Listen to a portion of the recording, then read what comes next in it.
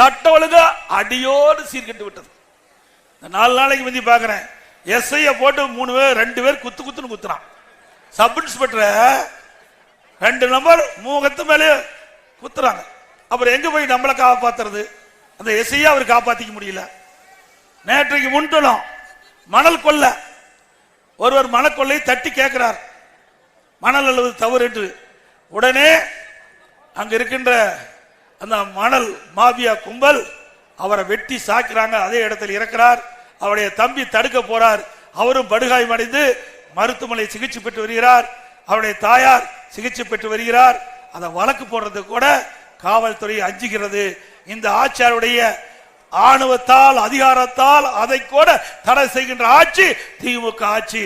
திரு ஸ்டாலின் அவர்களே, அனைத்து இந்திய அண்ணா திராவிட முன்னேற்ற கழக ஆட்சி மீண்டும் தமிழகத்திலே மலரும்.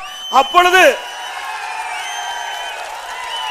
இந்த கோர சம்பவம், கொடிய சம்பவம், இதை வேடிக்கை பார்த்து கொண்டிருந்த அந்த மாவட்டத்தில் இருக்கின்ற காவல்துறை அதிகாரி, மாவட்ட ஆட்சித்தலைவர், ஆர்டிஓ, தாசில்தார், வருவாய்த்துறை கிராம நிர்வாக அதிகாரிகள், அங்கு இருக்கின்ற இந்த துறைக்கு சம்பந்தப்பட்ட அத்தனை பேர் மீதும் விசாரணை கமிஷன் அமைக்கப்பட்டு சட்டத்தை முன்னிறுத்தி